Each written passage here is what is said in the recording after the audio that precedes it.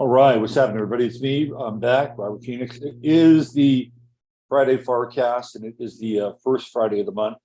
And of course, that means that we are joined by our good friends, the Crimis, where we absolutely indulge in delicious conversation and cover a wide variety of topics. And this week, Steve and Chris have got a real banger in store for us. And it's something you're going to be hearing more about in the weeks to come. And essentially what we're going to talk about today is a case that has been fast-tracked to the Supreme Court by the Brunson brothers out of Utah. And essentially what they're doing is they're taking on the members of Congress who voted illegally, usurping the Constitution and abusing their immunity clause, which really shouldn't exist. We'll get more into that. And this is headed towards not quite a hearing. A hearing would be similar to the Supreme Court actually meeting on this to rule on it.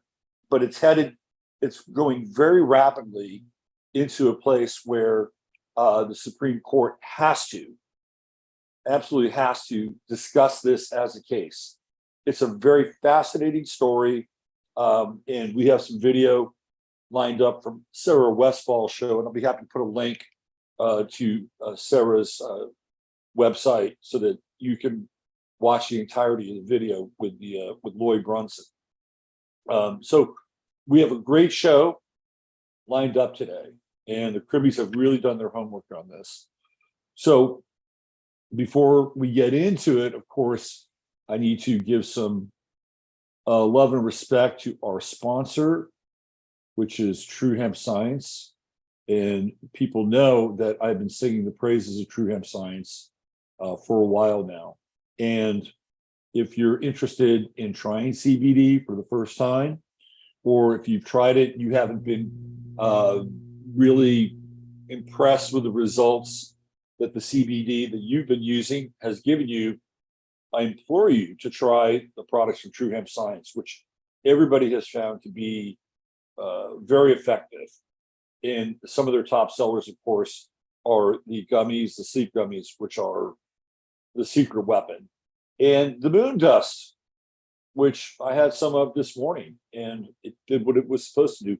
But there's a whole list of other products here. And the good news is that if you go to truehempscience.com/ref/23 and you spend $100 or more, Chris will give you some free product.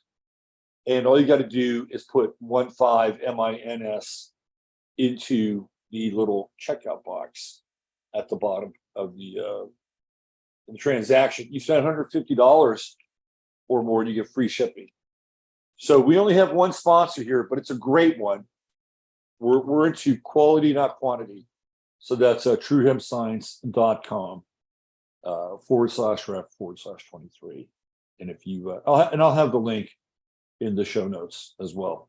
All right, let's do it. Let's bring on the superstars of the first Friday of every month. And it's our friends, the Crimis.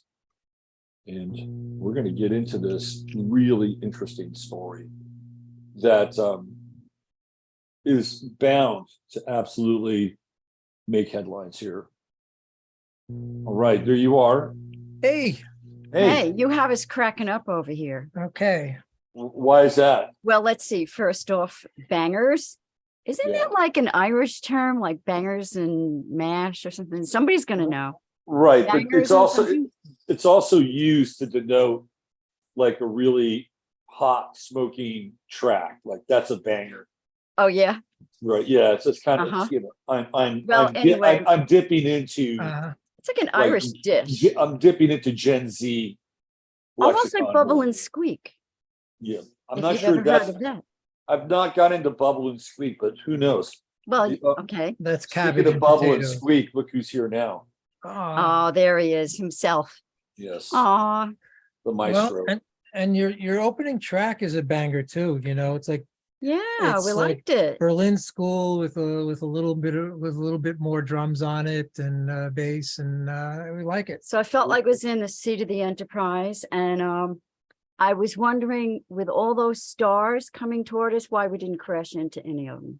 Right. Well, that's because of Elon Musk's technology. Oh, He Okay. saved us. He saved us from that in the future. bless his heart. Right. Bless his And I heart. guess you've heard that this is off topic, of course, but yeah, he's going to be testing the Neuralink, I believe, very soon. He says implanting 6 months, right? right? Just in case anybody is ready to put him up on replace the Statue of Liberty with him. I've never trusted Elon Musk. No, Never no, trusted him. nope, Not for a moment. no. Yeah, yeah. So And Ever even since he burst onto the scene, no. even his grandstanding with Twitter, I mean, he basically put the ADL in charge of the hate speech comments. Yeah, and did you see that he just banned Kanye? Yeah, that symbol that he put up I didn't actually see it. comes from the those guys, the Raelians. Do you know who they are? No. So they're crazy kind of ET community and cult that's based out of Canada, and they claim to have cloned the first commercial human. They're also really into like free sex and free love. They're very different, the Raelians. And you put an IS in front of them, you get the Israelians. But that's where he got that symbol from, which was the swastika inside of the Star of David, right? Interesting. And I don't know who fed that to him, but that's the origination of that symbol. And everybody says, well, that's a symbol of hate. It's like, no, not really. It actually comes from a website, from a group that uses that as a symbol. So yeah, I mean, I think really what got him blown off of Twitter was his Alex Jones performance yesterday. That was really weird. Yeah. I love Anyway. I love the net and Yoo-hoo though. That was great. Oh, I didn't watch it. I have to confess. I only saw the visual. No, he does this thing at the end where he has a net and a bottle of Yoo-hoo, and he was like clowning on Netanyahu. it's like Okay, you got to hand it to it's him. like that old game. What was it? Old game show, Concentration. There'd be a woman washing clothes and 2,000 pounds and what is it? Oh, Washington. Right, exactly. So net and Yoo-hoo for Netanyahu. Good. Well, okay, that's good. Yeah. That's good. I think The neurons are firing. Kanye is the grenade in the middle of the room. That's what he is. Well, right that's now. good. That's good. Well, you're both So looking great. this is really quite the grenade. I think this Could- topic. Oh, this other thing is This other Kanye's thing. got the grenade. This is like this is a mortar, right? This is a mortar. This is a mortar against the system. Even if it doesn't get to the court and get on the docket and get voted on, or voted on the way we would like to see it voted on, it's still tremendous for what it is. Right. So why don't we just jump into it? Let's tell people what we're What it talking is. about here. Yeah. Okay. So Supreme Court of the United States, the petitioner is a guy named Rowland, Raland, Brunson, versus Alma Adams et al. And that's because it's an alphabetical list of 388 congressional people, senators, and then finally Biden, Pence, and Kamala Harris. And so there are three brothers who've been pushing this. The other one who may be in the who Sarah Westall interviewed that you spoke of is named Loy, L-O-Y, and I don't know the name of the third brother. Actually, they're- I think there are four. There's four. Yeah. Okay, well, There are they're the four. Brunson brothers, and apparently they go back as far as being a trumpet quartet, and they were on Johnny Carson back in the day. Oh wow. That would be an interesting video to find, I guess. It's If you can probably find it, yeah, that's who interesting. knows, around somewhere. So anyway, they probably have it in their family. They must have been young. They must have been like in their teens or something when they were on that. Mhm, Yes, mhm. yes. He Yeah, looks. he looks about He looks in his 60s. mid-50s, early 60s, possibly. Yeah. So yeah. So anyway, so they had a band of their trumpeting, I guess. Trumpeters. So which of course is interesting in two senses. One, because of Donald Trump, and two, because, you know, you could think of this also as being like one of the trumpets of the apocalypse. Right. If it Yeah, goes yeah, through. yeah. Right. If it And goes there's through. also trumpets, right? Trumpets. Throw I don't Mike know Pence that. into it. Oh, put Pence, Trump Pence. Trumpets, yeah. Uh-huh. Oh, good, So Robert. anyway, so those are the people bringing the case. And what it is claimed, now please bear with us as we are far A lot of moving parts. and we're far from, you know, have any interest in legal language and things like that. So it's, you know, this is a real stretch for us, which I guess is good. Well, we first heard about it approximately 2 to 3 weeks ago. Mhm. Someone posted it on our local group here. And I followed the lead, the docket number, and I came to a dead end on supremecourt.gov. And so I thought, interesting case. They're suing these congressmen and senators for not upholding their oath of office when there was 100 senators, or excuse me, congressmen who voted to have the election investigated. Right. And then these 388 voted, nah, we don't want to do that. So Right. these people contend that those people violated their oath of office to uphold the Constitution because they see this as foreign interference and an act of war. Right. So that's this would the be encapsulation. this would be what, the Sixth Amendment? This would be, I yes, think it's the sixth and article. It's yeah, the the sixth Article 6 of article. the Constitution. And yeah, so this occurred on January 6th when they were voting to certify the election. So Right. Oh, interesting. So it's Article 6. It took place on January 6th. Yep. right. And then it's set to be heard on January 6th. On January 6th. Yes, We have very Article 6 and 2 January 6s. conference. Yes, it's called a conference. Conference. So we have 666 here. So in the conference, and there's the backstory is really interesting. So it's leading to this conference on this coming January 6th, which theoretically is also our next show together. They're going to be they will be looking at the case. All right.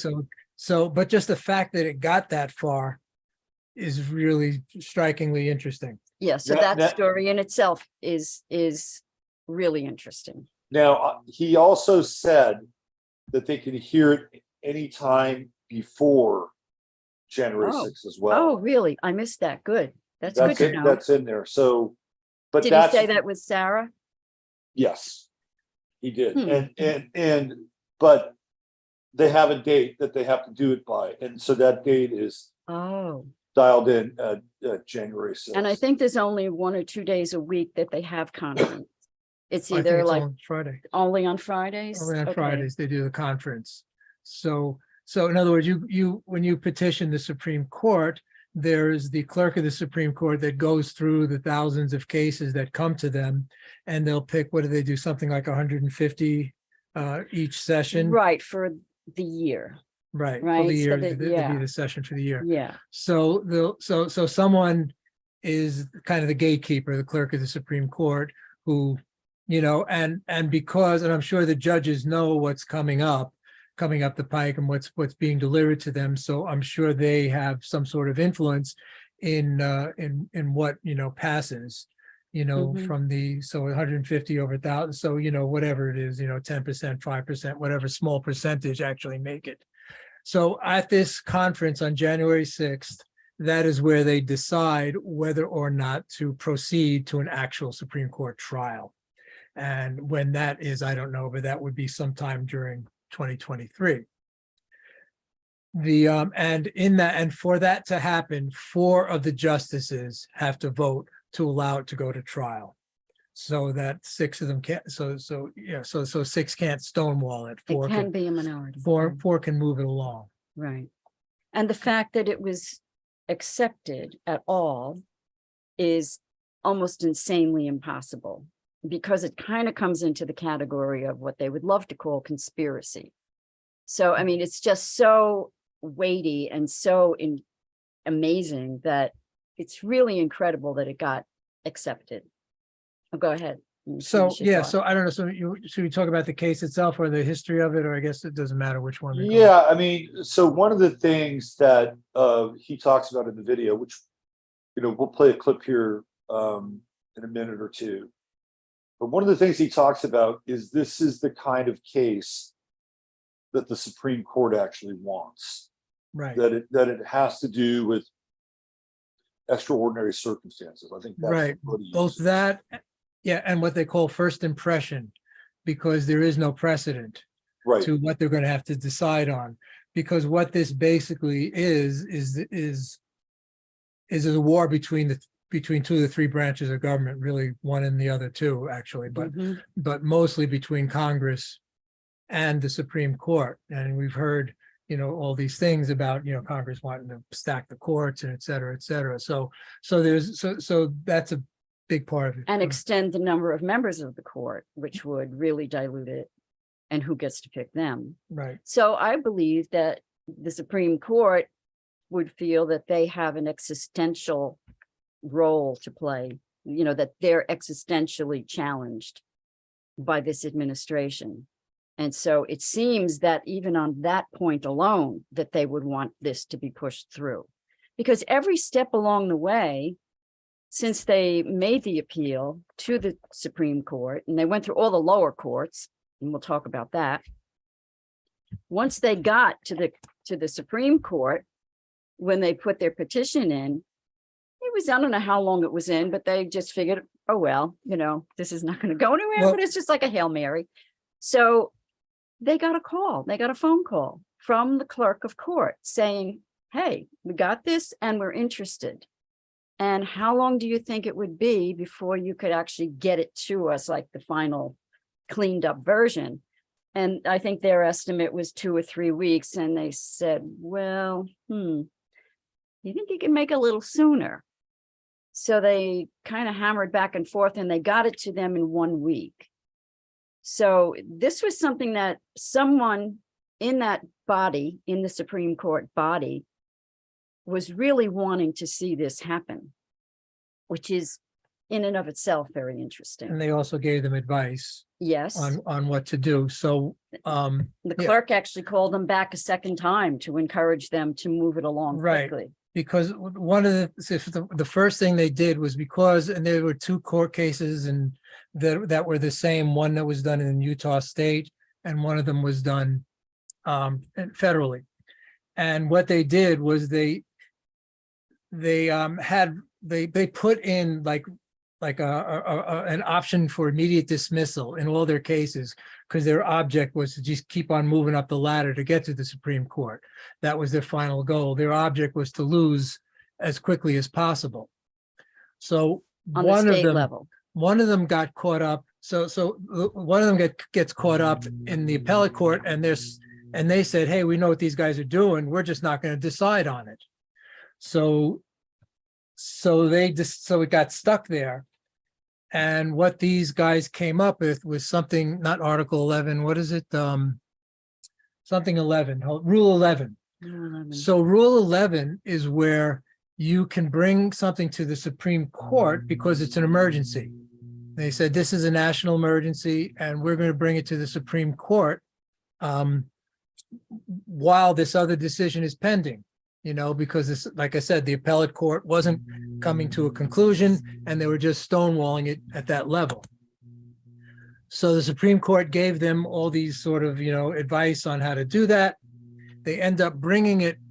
And then just as they brought their version to the clerk of the Supreme Court, this court suddenly changes its mind and grants a dismissal.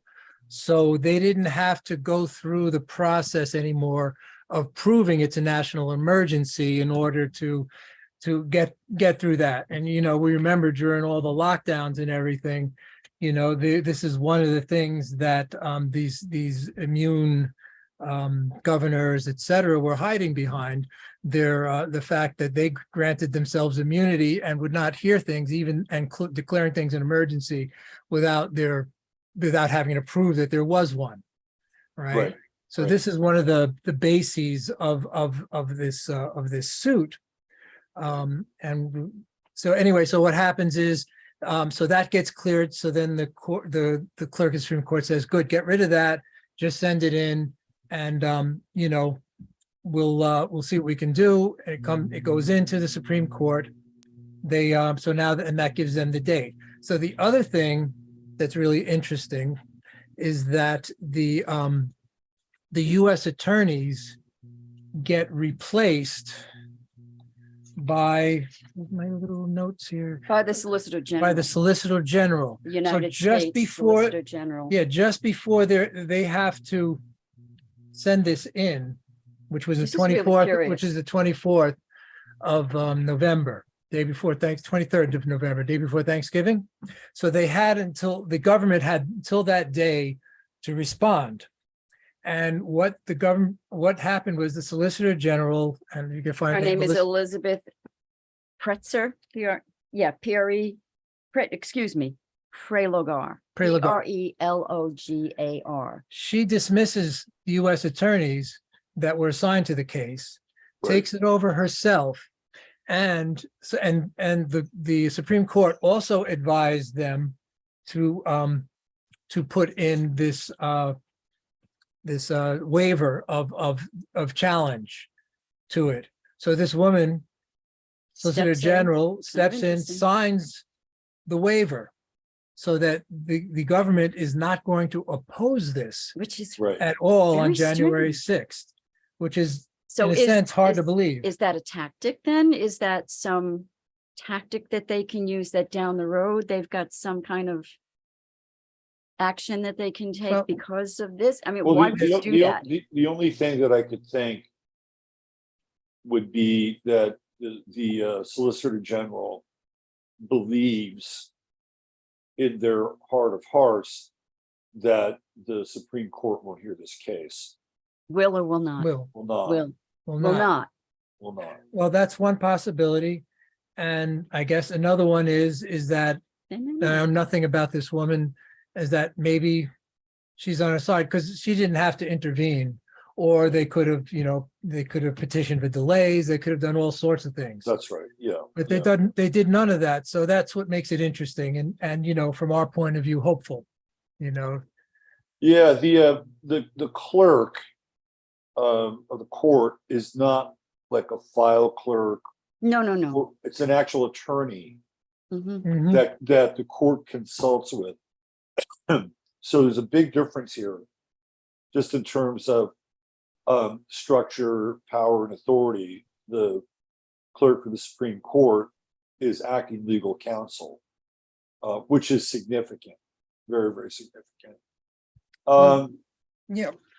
So let's go back to the chain of events that got them there. Right. So So they're having a hearing on January 6th. And that's when the 100 dissenting congressmen and women were going to put their case forward on Mhm. January 6th. Mhm. And then all of a sudden, January 6th happens, right? Right. it- But they were voted down before the people went visiting in the Capitol. So didn't they reconvene after that? Good question. I think they did. And I can't remember, and I'm sorry, I can't remember whether that was before or after they certified everything. Yes, I know they reconvened afterwards. They were like next door or something, right? It was like they weren't very far away from. It's either that or they have The very large chambers. bathrooms in the Capitol building. Yeah, so then they came back, but that all happens on January 6th Mhm. and shuts down the whole process. And then, of course, we have what happens next. Well, they must have voted not to, not to investigate before they voted to certify. Right. Right. So, you have 100 congressional people saying, we have evidence and we want 10 days, which is really nothing. Right, to find it. And, and from the Congress's standpoint, they could have, 10 days would have been fine because it was still another week before the inauguration. So it wouldn't have been an issue. If they just said, oh, we looked, we couldn't find anything, they could have gone that route, but they didn't. right, And so according to the Brunson brothers and according to the Constitution, those who have taken an oath to the Constitution and the enemies of the Constitution, cannot be, this is according to their lawsuit, is that this is tantamount to an act of war against the United States and the Constitution. Because Right. of foreign interference. Because this is exactly. And then you have to wonder, I mean, did they make that decision because they're getting sloppy and they're just, in a hurry to get into their total control? And so this isn't something that they overlooked. This, voting down of the investigation of the election.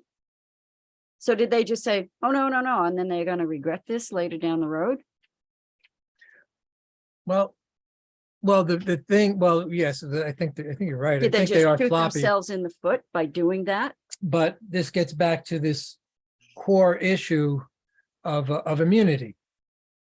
All right. right, So in the lawsuit, it's the Brunson, Raylan Brunson, I think he's the one who's the main of the brothers who's he's done like going against banks and prime, what do you call prime bundling Well, and things back like in that. 2008, Yeah. he lost properties because of that whole implosion of the stock market and the bundling of the debts and all of that. And so he had a bone to pick with the banks.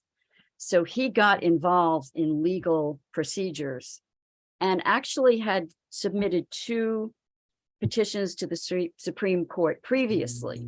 So he had some experience, and they also said that he was much more meticulous in following procedure than the actual lawyers were, Mhm. because they have the good old boys club and they're kind of comfortable like an old shoe with this procedure, and they overlook things. But because he came in as just an interested party, he was meticulous in his research of the procedures. right, So he's got some experience on how all of this really works right. down to the last jot and Mhm. tittle. Mhm. Mhm. So I have the sequence of events here. So at the time, the joint session of Congress, which had already voted to accept 9 electoral votes from Alabama and 3 from Alaska without objection, was split so that each chamber could separately consider an objection to accepting Arizona's electoral votes that had been raised by Representative Paul Gosar and endorsed by Senator Ted Cruz. Both chambers were roughly halfway through their 2-hour debate on the motion. So this is where I think it all starts. Okay. While the debate over the Arizona Electoral College votes continued, an armed police officer entered the Senate chamber, positioned the facing back entrance of the chamber. Pence handed the floor from Senator Kristen Sinema to Senator James Lankford. Moments later, Pence and his family were escorted out by Secret Service members as rioters began to climb the stairs toward the Senate chamber. A lone Capitol officer, Eugene Goodman, a good man, worked to slow the mob down as he radioed that they had reached the second floor. One Capitol officer. Oh, it's like Sparta versus the 10,000 Persians. Right. Realizing he was steps away from still unsealed Senate chamber doors, Goodman then shoved a rioter, leading the mob as he ran into a line of reinforcements. Banging could be heard from outside as rioters attempted to breach the doors. As Lankford was speaking, the Senate was gavelled into recess and the doors were locked at 2:15. A minute later, the rioters reached the gallery outside the chamber. A police officer carrying a semi-automatic appeared on the floor and stood between then Senate Majority Leader Mitch McConnell and then Senate Minority Leader Chuck Schumer. Senator Mitt Romney exasperatedly threw up his hands and directly criticized several fellow Republicans who were challenging President-elect Biden's electoral votes, yelling to them, "This is what you've gotten, guys." Several members of the Senate parliamentarian Elizabeth McDonough's staff carried the boxes of electoral college votes and documentation out of the chamber to hidden safe rooms within the building. So this is where they are, right? This is the, so this is the, well, this is basically the cover story. Right, but I don't think that they had voted on Right. anything yet. So meanwhile, in the House chamber, while Gosser was speaking, Speaker Pelosi was escorted out of the chamber. The House was gavelled into recess, but would resume a few minutes later amidst the security concerns. Representative Dean Phillips, Democrat of Minnesota, yelled, "This is because of you," at his Republican colleagues. The House resumed debate at around 2:25. After Gosser finished speaking at 2:30, the House went into recess again. After rioters entered the House wing and were attempting to enter Speaker's lobby just outside the chamber, lawmakers were still inside being evacuated. Pelosi, Kevin McCarthy, and a few others taken to a secure location. With violence breaking out, Capitol security advisors advised members of Congress to take cover. Members of Congress inside the House chamber were told to don gas masks as law enforcement began using tear gas within the building. Oh. So this is all going down, right? It's all happening. By 6 p.m., the building was cleared of rioters and bomb squads, swept the Capitol at 7:15. Defense Secretary Miller told the leaders of Congress they were cleared to return to the Capitol.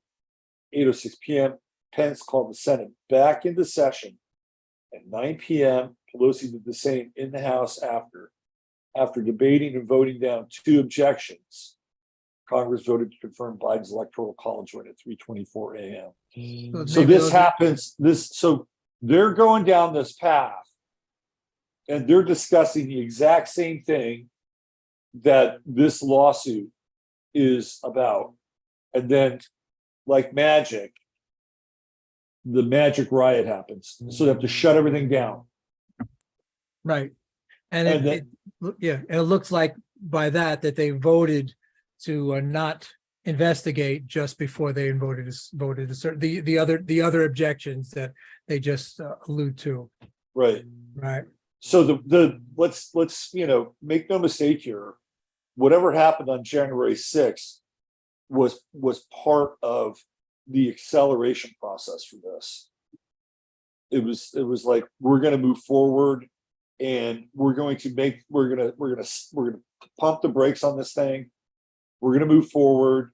And when we reconvene, it'll be so chaotic that the people who may have had some objections after this cannot object. Mm-hmm. Because if they object after this, they're going to look terrible to their constituents. Right. It's kind of a tar and feather campaign. Right. So they, so I don't know how many, whether that's more or less, but 100 of them did end up objecting, or did end up petitioning. Filed an actual petition to investigate. And it went, and of course, yes, it went nowhere because apparently it's the important thing to investigate is the horrific riot that burned down half the Capitol building that day. That had, AOC hiding in the bathroom, but of course she forgot which building that bathroom was in. That like it was in her whole hotel room back wherever she was. Right. Things like that. It was just and of course the awful treatment of the people who've been arrested for just entering the Capitol. Oh, it's horrific. Under soft introduction. What? So didn't 2 of those people already commit suicide? Come on in Prison? Yeah, so this is, so we are approaching 2 years later. And these people have been held, just a handful of trials, of which I think 3 out of 5 of them have been acquitted, if I'm not mistaken. But they spent 2 years in solitary. They have been beaten. They have been tied up with those. Oh yeah, the confessions, the stories are horror stories. Their meds withheld, that sort of stuff. So And actually, Donald Trump just came out and made a statement in support of them yesterday. It's about fucking Yeah. time. Yeah, well, it's has been in Well, his, maybe he's been working behind the scenes, well, you he know? had, yeah, and Yeah. I'll I don't think that he Is doesn't. there care. any coincidence that Kanye showed up at Mar-a-Lago and called him out on it? Because he did. Did he? Yes. Yeah, he said, why have you abandoned the January 6 people? Oh, he said that. yeah, good on him. They were loyalists to you. Trump's feet need to be held to the fire, I agree.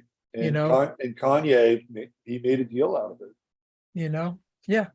Yeah, well, good on Interesting. Kanye. Okay. Kanye, yeah, like I said, Kanye is a real interesting thing. So, this lawsuit, deep in the weeds of the lawsuit, there are these two principles that they claim are against each other.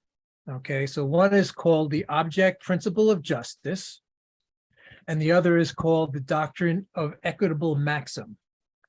Okay, so we did a little trying to find some definitions. So, but basically, I'll give it basically, and Chris can read the definitions. The object principle of justice more or less says the Supreme Court, according to the Constitution, is the highest and final law in the land. The doctrine of equitable maxims more or less says that, well, we have these sort of general principles that we can hide behind, and this is what Congress has done because so one of, and I'll let Chris read, but one of them is something along the lines of, because we have made a decision, that decision is good. It like stands. And this actually goes all the way back to Aristotle and Roman law. So thus, because the Congress had made their decision, they can hide, they're immune from any prosecution over their decision. They say. They say, okay? So By but right. proclamation. So that's it. So you want to read about the Which equitable would you like maxim? to do first? Yeah, the equitable maxim. So this is what the Congress is hiding behind. Okay, because we were having a little trouble understanding these terms are not self-explanatory. So the doctrine, and they're both called doctrines, of equitable maxim says that it tends to illustrate qualities of equity in contrast to common law. Its general purpose is to provide a remedy for situations where the law is not flexible enough for the usual court system to deliver a fair resolution to the case. So that reminded me of, like, remember when they brought in, like, all of a sudden there were these mandated sentences, like a judge had no flexibility they had to mandate in this case, like a prison sentence. That's what it reminded me of. I don't know if that's actually applicable here, but that's like, it gives them no wiggle room. So this law, this doctrine of equitable maxim would give wiggle room. So anytime you do that, then you do run into other problems. So then Right. This seems like then they've taken advantage of that extra room to protect themselves, or so they think. Does that sound right? And So you're saying that these qualified immunity clauses come out of that. It's like Equitable concept? maxim. it's like a tradition. Do you want me to, I can read it And it- again and it because comes it out of- doesn't sink in always the first And it time. comes out of British law. Right, we couldn't find anything from United Not much States. here, but it's, our law is based on British law. So the doctrine of equitable maxim tends to illustrate qualities of equity in contrast to common law. Its general purpose is to provide a remedy for situations where the law is not flexible enough for the usual court system to deliver a fair resolution to a case. So that would be the usefulness of it. So equity, of course, does not mean equal. So you want to read what equity is, So an because example would be, what does this word say? equity Looks on. Equity, my own handwriting. Equity looks on that as done, which ought to have been done. So something should have been done, but it wasn't, but they look on it like it actually was. Yeah, I mean, equity just as a common term now is just so problematic. Yes. Right, and that's, yeah, the World Economic Forum is this whole equity versus equality thing. Right, that right. I don't pretend to it's- understand well, but it's another manipulation system. Yeah, so Well, that's yeah. what this equitable maxim feels like, a manipulation of the system and a way to get around the law by massaging it and making it look as if it was done, but it really wasn't done. Right, and there's a whole kind of subjective value relating to Yes, what's fair. right? exactly. Good word, subjective. And again, so Yeah. and so and another one of these maxims is, which is I think is the one that's being employed now, is that because it was done, it was right. Just because it was done, it is a certain rightness to it, that you can't go back and challenge Congress on it. Right. All right. So, Like so- once it gets a toehold, right. Well, this is what they're standing you on. know, This is what all the then they won't budge. right, and this is what all the secretaries of states are hiding behind, and well, we can't prosecute, because election's over, so we can't prosecute it. It's all this sort of stuff. Mhm. So this is all the immunity that they stand behind because it's just the largesse and the force of the fact that it's done. Okay, that's what I think. So they're opposing that and they're trying, and so this is saying, hey, Supreme Court, you are the highest law in the land, not this, right? So you guys wake up and look at, what's called the object principle of justice, which is So the object, now this is the doctrine of object principle of justice, is to protect public rights guaranteed by the Constitution itself against arbitrary decisions by the respective authority. So it guarantees fairness under the Constitution. So we have a case of irresistible force feeding a movable object, right? right. That's what this is. But the Supreme Court has the lever. Yeah. So so the equitable maxim is arbitrary and it actually undermines the final authority of the Constitution.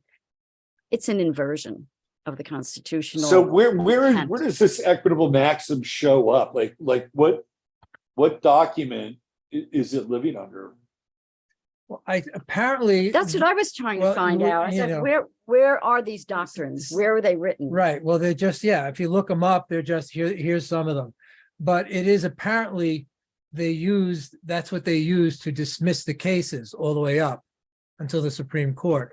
So they use this equitable maxim to kill the case. On So the so the Brunson brothers employ the equitable maxim to accelerate their process. Is that what you're saying? No, that's what the courts use to dismiss their cases against Their cases. equitable maxim. So they're using the equitable maxim to dismiss the case against equitable maxim. But that's what they wanted, though. Well, they wanted it to be done quickly, yes, because they knew the final court, they wanted to get it to the final court. It's the thorn that removes the thorn. It's kind of like an Aikido move. Yes. Yeah, I mean, Yes. this is just really, Yes. I said, we don't dig into this kind of stuff, but it's really interesting. So, so it requires, they're asking the court to revoke the doctrine of equitable maxim that it created and to instill the doctrine. So they're saying it's also part of what the Supreme Court has done. And they're giving the Supreme Court an opportunity to reestablish, their congressional right. I mean, their constitutional right, sorry. So the court want them to revoke this doctrine of equitable maxim that it created and to instill the doctrine of the objective principle of justice, i.e. the Constitution is the final law of the land, more thoroughly throughout the entire court system of America. So, and apparently, and this is like the shorter version, the longer version, they apparently get into the full arguments of it. So again, so you look at this in terms of, this is really, in a certain sense, this is Congress versus the Supreme Court. Right. Mhm. This is two branches of government, and Battling. each and other. will or will not. So the Supreme Court, they're saying you have the power to remove these people from office, according to the Constitution, according to Articles Article 6 of the Constitution, you have the power to remove these people from office. And, and you need to do so because they have committed treason against the United States. And then our next question was, okay, let's say they agree to do that. Who's going to be the enforcing power? Who's going to actually then step up and say, okay, Senator so-and-so, Congressman so-and-so, we need to have your pass keys. We need to revoke your status. We need to have your security clearances taken away.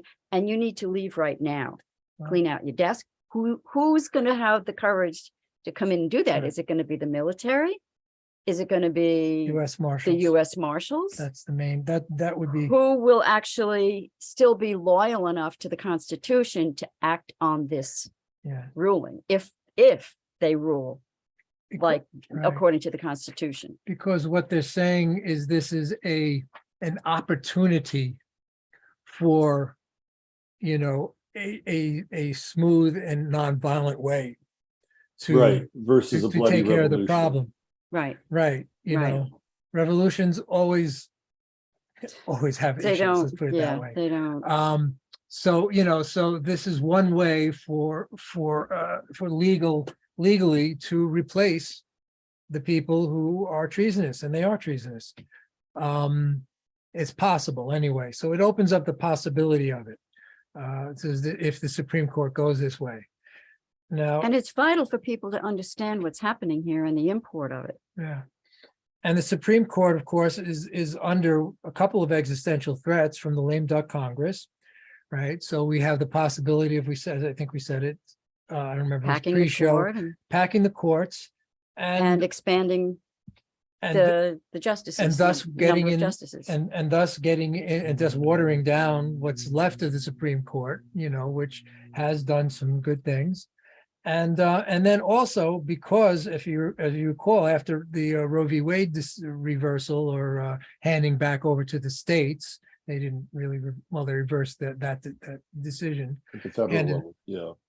And after that, we had Antifa threatening all the conservative justices, to the point where I don't know if they're back now, but they weren't able to live in their houses. Capitol Police were not giving them any protection. Except for they were protecting the liberal justices, but they weren't protecting conservative justices. Right. So they're, at least the conservative justices know they have no friends. Mhm. They have no friends protecting them there. And they got to realize that Congress and Nancy Pelosi, who's the one who controls the Capitol Police, are their enemy. Right. So that, at least on the surface, would be an impetus and an existential threat to them in their lives and to Yeah, the Supreme Court even on a itself. personal level and not just a constitutional or law level, they themselves have personally experienced Yes. what it means. Yes. Yeah. So, let's see, got some more weeds and things. I don't know if you want to play some of the interview. Yeah, Why and don't we also, play some of the interview? yeah, that'd be great. So people can get an idea of what this guy's energy is. Because Mhm. I think it's important to understand people's energy. And I really like this guy. He seems really earnest. And I don't care if he might be a Mormon, but he seems really earnest and really positive and really upbeat. And so I think his energy is really, he reminds me of a Gemini. He's got like Gemini energy. Hmm. I don't know. Well, you had brought that up when we were talking about that this is a Gemini condition because of the brothers. Yeah, it's the brothers. Mars retrograde in Siblings. Gemini, and siblings are Gemini. So you have a group of two, and this is a really interesting look at Mars retrograde in Gemini. And you've got 4 brothers, so Mhm. you've got 2 sets of 2. That's right. So that's And- 2. Is that 2? Yeah, and 2 squared? was Mars conjunct the moon? I saw a bright planet right next to the moon Jupiter. last night. We have Jupiter. was Oh, that was yeah. Jupiter. Oh, Yeah. Okay, wow, it Pisces- looked really bright. Pisces. It's pretty impressive last night. Yeah, no, it was definitely on. It was on last night. All right, speaking of on, let's turn this video on. Good. Just pull it up here.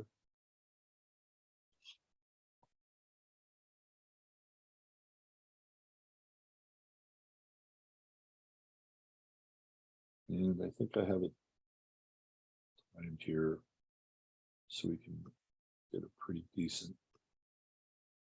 Oops. Pretty decent. I think it's like they say in the news industry that this story has legs. It's beginning to break out. Yeah. People are Yeah. beginning to learn about it just now. Yeah. But all of a sudden, these guys are everywhere. All right, so here we go. This is Sarah Westall, and this came out what, like 2 days ago or something like that? I think so. Yeah. Yeah. Here we go. Interesting conversation with Loy Brunson. Hi, Loy. Thank you so much for joining the program. Well, thank you for inviting me. It's great to be here with you. You have an incredible court case coming up with the Supreme Court. And I got to ask you some questions. It is groundbreaking, as you know. Can you talk about, I mean, the lawsuit is against 385 members of Congress, VP Pence, Harris, Biden, and President Biden. Can you talk about what the case is about? Okay, the case, first of all, I'd like to say what it's not about. It's not about the election results of 2020. It's not about Republicans or Democrats. It's about securing our national, it's about protecting our national security. It's about 100 members of Congress presented evidence and testimony that they simply needed to take 10 days to investigate the claims of crimes and security breach before they accepted the electoral votes. So when Senator Lee and others stood there and held the Constitution and said, we've got to just move forward with this, they didn't understand that no, they move forward after they settle the dust, after they settle the claims and make sure that they can move forward in a sound, honest, constitutional way. So they should have paused for 10 days. They were required to pause for 10 days and investigate, and they chose not to. So every single member of Congress that voted against a simple 10-day investigation is a defendant, as well as Joe Biden and Mike Pence. Wow. Okay. And let's talk about what you have as you were going through the lower courts. Everybody loses in the lower courts and these kinds of cases. Well, sure. And we knew we would, and we expected that, and we were prepared for that. We wanted to lose quickly. The quicker we lose, the sooner we can get to the Supreme Court. That's right. Okay. And then you got stuck in the district court. What happened there? Well, okay, we're talking about two lawsuits. Yeah, talk about how you set it up. Yeah. Go ahead. Okay, the three of us, three brothers, or four brothers, but one brother's busy working on the music side of what we do, but we all support each other in what we're doing. So the three brothers, one of us is very experienced with federal and state, and even somewhat experienced with Supreme Court litigation. So he decided that we needed to do something after watching the hearings January 6th and seeing all of the pressure and support to get a 10-day investigation going. He saw that the majority of all the Congress voted against it. He was just stunned, shocked, disappointed, and felt like he needed to do something with his legal skills. He had actually been suing banks before because of the subprime mortgage bungling, I should say. And he was affected by that. He was hurt by that. And so he wanted to do something about that. So he litigated for several years in that arena. And so he had this experience with being able to, go into court without attorneys and spending, thousands and thousands of dollars with attorneys. So he was able to do it himself. So he thought, well, I've got this experience. I know how to do this. And so we should do something. So he called me on the phone and asked me if I'd be the plaintiff in a lawsuit. And I said, sure. So we got together and decided that eventually we decided that not just do one lawsuit. So I was a plaintiff on one. We got that going in federal court. And we thought it'd be best to actually have two lawsuits going. So we would be able to, one of the lawsuits. Okay, I have to stop this just for a second. Mm-hmm. I know it's probably a byproduct of whatever is going on either with the video, but this almost looks like he's wearing a mask. Like, Oh, Robert, can you see that? you watched too okay, many Robert. Albert Bourla videos. Can you see that thing? I mean, it's just kind of hanging there, right? Look at that. I know it's probably a byproduct of No, his age. it's a jowly thyroid thing. Okay, all right. I was reminded of Albert Bourla, but okay. I was thinking it's a conspiratorial bit- part of me was like, oh, I was I thinking just it's a noticed bad. that. Yeah, I think it's a bad color too. It's like a prison suit color, you know. Oh, You the know, red- I'll tell you what, though, I do think about this guy. Yeah.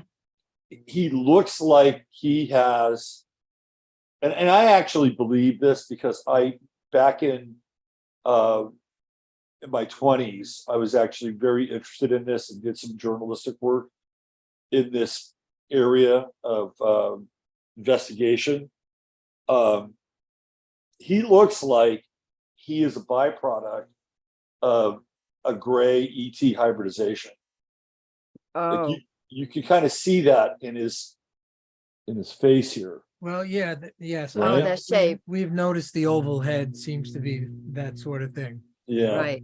With It's just an large- observation, not Got to it. say that Got it. he's evil or anything, but it's just Oh, I no. looked at it from another perspective this morning. Oh wow, this guy looks, Well, and, you he, know, and like plus he's got. take the hair off. You know, you can't really see his Uh, ears. Sometimes it's a video effect, Oh, I see. Right. right? Yeah. Yeah, they were flat. Plus his cheeks have the trumpeter's effect too. Oh, that's from playing the right. trumpet, right? Yeah. So okay, All right. let's keep going here, and then I'm going to fast forward this. So I want to get to some of the area down here where he's talking about the immunity part. So I wanted to give people kind of a sense of his energy. We'll play a little more. It's going to Okay. get there before the other. So we thought that it'd be better to have two. So I get stuck in federal court, but my brother Rollin, his case doesn't get stuck. He started in state court, moved to federal court, and then went to the 10th Circuit Court of Appeals. But there he did get stuck in the 10th Circuit Court. And so for 3 or 4 months, it was stuck there. We started to get frustrated thinking, oh, we're dead in the water. We're not going to be able to get to the Supreme Court because you can't go to the Supreme Court unless you get it adjudicated, get the decisions from the lower courts, right? So, Yep. so after a while sitting on it, we got frustrated and we put a little pressure on Darren, the legal guy, said, you've got to find a way to get to the Supreme Court. This is never going to work this way. So he called me a few days later and says, oh my gosh, I found it. I found that there's a Supreme Court Rule 11 that if they allow it, we can actually petition this. We can send this petition in as a national emergency. And because it's a national emergency under Rule 11, we don't need to wait for the circuit court. We don't need to wait for the 10th Circuit Court of Appeals to make a decision. So we put it all together. You have to special bind it and everything. It's quite a format you have to do. And so we sent that to the Supreme Court. And about 5 days later, we got a phone call from the clerk's office. Now, the clerk of the Supreme Court is not a justice clerk. The clerk of the Supreme Court for 11 years was the attorney for the Supreme Court. What does that mean? And what does it so- mean to be the attorney for the Supreme Court? Well, that he counsels, he helps. Well, it's like, I would assume that it's like an attorney for any corporation or business or organization. You have legal counsel. So this guy's a special counsel. He gives advice to the court. Yeah, he's not just people think of it as like a secretary position. No, It's this guy's no, actual no. okay. He's the clerk of the court now, but for 11 years he was the attorney for the court. So what they do is he is in charge of rejecting cases that aren't qualified to go to docket. So he's rejecting cases. His office is constantly rejecting cases, sending them back because they don't qualify. Yep. So we get a call from them and we're thinking, okay, are they going to accept this without the decision from the 10th Circuit? That means that if they accept the Rule 11, and we had to actually print Rule 11 on the cover of the petition, identifying it as a Rule 11 case petition. Yep. So my brother, picks up the phone and it's a case analyst from the clerk's office. And she said, we've decided to accept your case. Wow. Okay. Under the Rule 11 platform. I'll call it So what platform. does that mean now? Well, okay, so what we did is she also said, but we want you to add some extra stuff in there. See, they have access to the docket. And so under Rule 11, they can go far beyond just the petition. They can actually get right into the complaint and completely decide the outcome of the complaint. So you could amend it? They were allowing you to I put was more not stuff- amending. No, we weren't. Well, we were not amending the complaint. We were just adding stuff to the petition. And we found out later, I think, why. I think we figured out why.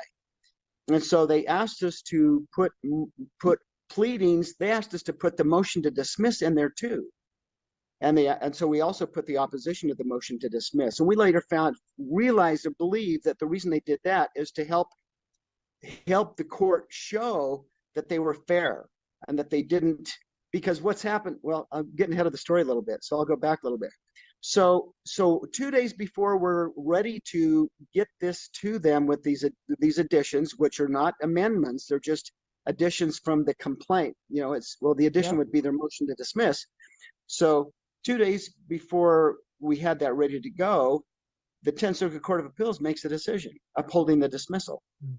So we thought, well, now we don't need the Rule 11 argument, because we had to include why we wanted the court to accept this under Rule 11, but they already said they would. And so we called the court and said, should we take it out now that they've made a decision, the 10th Circuit? Should we take that out or leave it in? Whatever. They says, take it out. You don't need it. Well, so did they make a quick decision because of this situation? They made an immediate decision. We told the case analyst, I mean, they know what they're doing.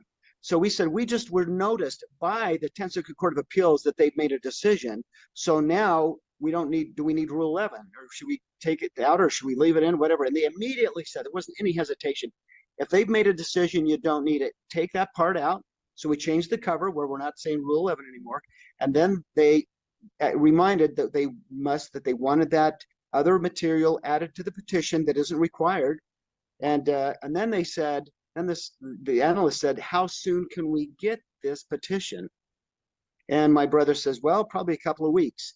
And she said, are you sure you can't get it to us sooner than that? And he says, well, we'll see what we can do. We'll try to get it sooner. You got it sooner, Tim? Yeah, instead of 2 weeks, we got it to them a week early. So on October 30th, we overnight mailed it, and they got it on Friday, which was the 21st, and they docketed it on Monday and showed that it was filed the day we mailed it, which was the 20th. So they received it on the 24th and docketed it as filed on the 20th. What does it mean to docket it? Does that mean it's on their schedule? They put it on the docket where you can actually see it with a petition number, a docket number, and it's right there displayed for the public to see. So now it's right on the docket where everyone in the world can see it's there. Okay, so when do you think they will hear it? When will it go forward? Okay, well, we have a breakthrough. You're the first interview to hear this information. Excellent. We received about an hour or so ago. But I'm going to lead up to that real quick. Are we doing okay, or are we running out of time? No, you have as much time as you need on this. Okay. So the U.S. attorneys were notified that they had about 30 days. They had until the 23rd of November to oppose this petition. It's called file an opposition. And it's not, so they had till the 23rd of November to file an opposition to try to convince the court that when it goes into conference that they should toss it, or maybe even toss it before, whatever. So, okay, so we're counting the days, and the day before Thanksgiving is the deadline. The 23rd is Wednesday, the day before Thanksgiving, and nothing had happened. So we're thinking the U.S. attorneys are usually a little quicker than this, but they hadn't responded at all. So my brother had actually been sent documents from the Supreme Court, which included a waiver, and he was instructed to send that to the U.S. attorneys to give them an opportunity to waive their right to oppose this petition so that we can move forward, quicker, because then there would be no deadline and then they could schedule conference quicker. But they didn't do that. They just dragged it out, didn't respond at all until the 23rd. We get a notice that the U.S. attorneys are no longer on the case, and they have been replaced by the United States Solicitor General. I think her name is Elizabeth Prelogger. Okay, well, what does that mean? I'm going to keep asking questions because I have okay. That 'cause means, we got, go ahead. that means that the 380 defendants are no longer represented by the U.S. attorneys. Their defense attorneys are no longer their defense attorneys, and instead their defense attorney is the Solicitor General. Okay, so she's now representing the 380 defendants. And so she comes on record as the new counsel representing the 380 respondents. She is now their defense attorney, just one person. And she also signs the waiver the day that the opposition was due. She signs a waiver waiving their right to oppose the petition before it goes to conference. She signs a waiver stating that they waive their right to oppose this petition before it goes to conference. Okay. Wow. So that means that it will go, if they decide they want to bring it to conference, it's going. Well, guess what? Guess what we saw on the docket today? It's going to conference? It's been distributed to the justices for conference scheduled January 6, 2023. Oh my gosh. Okay. That's So right. You're the first one to know that, well, on an interview. breaking There's one news. other- yeah. Yes, and I'll get this out today. People will learn about it. So, Yeah. okay, this is really incredible. So that means they're going to hear this case as far as, Let me explain what Yeah. hearing. It gets a little yes, confusing. no, because keep the legal explaining. Mumble jumble. Assume, Okay, we've covered a lot of that already. Right, Yeah. but it's Let- really good to hear it in his words. Let's go down the line a little bit. I think right about here, he starts to talk about the immunity stuff. Yeah, plus he's really happy because he's just found out an hour Yeah. before Right, this. so all that energy is Oh, there. he's buzzed. He's totally buzzed. He is, he's Yeah. very. And just what celebrate. do you mean the imparting? favorite. Well, because Well, I'm no, saying we're not. He says, right there, he says, we're gonna party now. Yeah, She's like, he's no, such a no, happy- no, we don't have the ball across the goal line yet. Well, but he's that's like- my concern, yeah, I think he's way But too. he's like, no, we need to be enthusiastic Yeah, and bring yeah, more people into what we're doing. I think that's what he's saying. All right, here, let me try this. With all these media companies and with big tech to So she's talking about Section 230 here and immunity when it comes to things like free speech. This is a really good part of the conversation. from a law standpoint is going to look at whether this immunity clause they have Yeah. is actually that's the correct. Or not. They're going to have Yeah. to weigh in Article 6 of the Constitution and say, how can they have immunity and have the oath be binding? This is So it's- we call yeah. this first impression. This is a case unlike any other case, and that's what they want. The Supreme Court wants, they call it first impression, where it has an effect on the whole country, and it's never, a case like this has never been brought to them before, and that's our claim. This is a first impression case. That's perfect. Okay, so they're going to look at it as, I mean, that for people to understand, they're going to look at whether they have the right to have immunity in the first place under the Constitution. And Right. then they're going to, and then at that point, if they say no, they don't have immunity, what else would the Supreme Court in this particular case do? Because you're suing 365 people and all, a whole 385 members of Congress.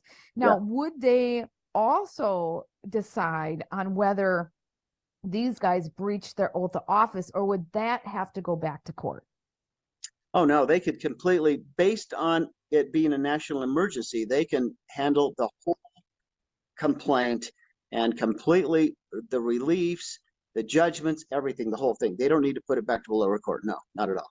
Well, this is really important because, I just published an article on immunities. I don't know if you saw it. It's on IRENA, the international, they're doing, it's International Renewable Energy Organization they have all these organizations that have immunity clauses, and they've used this whole network of immunity clauses to be able to do everything that they're doing. Yeah. And for the Supreme Court to say, okay, we're going after this immunity. Section 230 is another immunity clause. That's why nobody in the media, but a few of us are talking to you, because Section 230 is another immunity clause that they have and have power over us. So they're going at the heart of members of Congress having immunity. And if they can do that, then suddenly we can start, if you can have good people in Congress who can be held accountable, suddenly we have a different ball game going on. We have different people that'll run for office too. The criminals won't do it. So you'll because they have won't honest, use it. you'll have an influx of honest, we the people, That's a really good point that he That's a brings very up. good point. Right? Because Very because they know that they can use this immunity as a shield, and when it's not there, they don't want to risk being outed and the circumstances that result of that. So Yeah. it almost pre-qualifies who's going to run for this thing. So this could Right. have a domino effect as far as that goes. Yeah, Right. And- yeah, go ahead. And what about, like you said, the drug companies? I said, right? yeah, and this is the same thing with the drug companies. Who gives them immunity? Well, Congress gave them immunity, but they don't have the right to, They don't Right. have standing. you know, to and, do that. right, and, Oh, and you we'd know, like to Reagan talk signed the about- law. We'd also like to talk about the point of having standing legally and what that means, because not everybody knows that. So go ahead. Yeah. Go Um, ahead. That's Robert, it, did just you saying, say- yeah, I'm just saying, you know, this runs, also went to the vaccine companies who were granted immunity, signed into law by Reagan in 84, right? 1984. Mm. Yeah. And then Trump doubled down in 2020 Oh, because of the lockdowns, because of the right, warp speed vaccine right. Yeah, program. He doubled down and said, okay, under, these extraordinary circumstances in state of emergency, anybody Right. who is involved in the production of these vaccines has like double secret immunity or something. right. So emergency does not upend the Constitution, Right, period. right. Now, I think Joan sent me something last night that we've been in Hi, a state of emergency since the Depression. And like that was enacted. Yes. And then because of that, it's Yes. triggered all these, the ability to use the executive orders, She's which are right. only supposed to Mhm. be used under a state of emergency. Yes, I forgot. And I went through all these executive orders. I mean, I did this probably about 2 years ago, and I just went through every president and looked at all the executive orders that they ran. Some of them have run out and have been revoked by other presidents. Like I think Biden did that with some of Trump stuff. Yes, it did. Mhm. Mhm. So it's not like they're, always and forever on the books, but some of them are. You can go as far back to Kennedy, and some of Kennedy's executive orders are still on the books. So And they automatically Right. renew, or does the next president have to they automatically renew unless a president somewhere down the line I see. revokes that executive Revokes order. Right, but Mhm. this, yeah, and this gets back to the fundamental original separation of powers. Right. Is that the executive office is now in the business of creating law, which is the job of Congress. That's right. Yeah. Right. And it's been abrogated. And the governors have begun doing that as well. Right. So let's get into the nuts and bolts of a couple different things here with this. Let's talk about the justices. And Sarah Westall kind of gets into this a little bit, and corruption and bribery and blackmail and things like that. Because we know that what's his name? I always forget his name. John Roberts. Roberts? Oh, John Roberts is compromised. Well, He's especially with Oh, the yeah. adopted children. right, the adopted children from Ireland. We know that he's been compromised with that. We don't know what else he's been compromised with. Right. There was that one. Do you remember when they found him stumbling around Washington at about 3 a.m.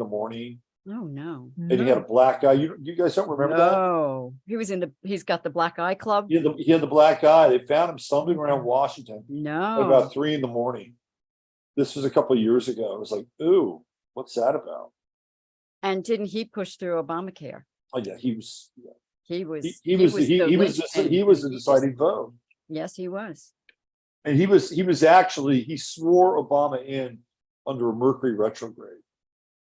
And that's when they flubbed the swearing in ceremony, right? They all Right, they laughed did. about it Oh, and went into the basement of the White House, and supposedly they used Masonic Bible or The whatever Masonic that Bible is. Masonic Whatever Bible. that is. I've Or never the seen the Satanic Bible or probably a whatever. Satanic Bible. So you got Roberts who's compromised. Now, maybe in the face of his children's future, he might be willing to risk that, especially if they clean sweep this thing, right? Like if they clean sweep this thing, it could end some of their problems potentially. Right? I mean, it could potentially end some of their problems. All right. Well, what do you mean by clean sweep it, and what do you mean? Well, how- clean how sweep is so? the 388 people, including So if including they Biden and pass it Pence. and say, okay, Right. So that's a clean sweep. And, Okay. and with that, theoretically, and if they remove the immunity, like that may be a solution go to so the sword of far. Damocles hanging over their head. Right, right. Because at that point, they've weakened the opposition, or they've neutered the forces that can use compromise against them. Like I think there's some of that in here, right? There's Really some is of like that. a deus ex machina, isn't it? It's like, wow, where did this come It's like from? if they can see, man, I can, and that's if they're not down with the program. If they're down with the program, then that's a whole other situation. But if they have to live under the threat of being exposed, it's Right. like this thing could solve a lot of their problems. Well, if they on, have, on several problems. Yeah, like for instance, the expansion of the court and the whatever the other thing was. I was thinking. well, so My brain let's is just go down the list a little bit here, because I think these are interesting pieces to tackle. Amy Coney Barrett was a Mike Pence hire. Right. Mhm. She taught at Notre Dame, which is Mike Pence's home state, and they both belong to the same sect of charismatic Catholics. Mhm. They're called Yeah. Dominionists. Yeah, and I'm going to give you kudos because you were on that from like day one When you did between the, her and I can't remember the there was a Cuban woman woman, from, the Cuban American woman who It was who Lagoa, sounded a Barbara lot, Lagoa. who sounded a lot Lagoa. better. Yeah, Barbara Lagoa would have been a much better choice. right. I remember you did the And you were right charts. on that, so I'll just give you credit for that. Well, thank you for that.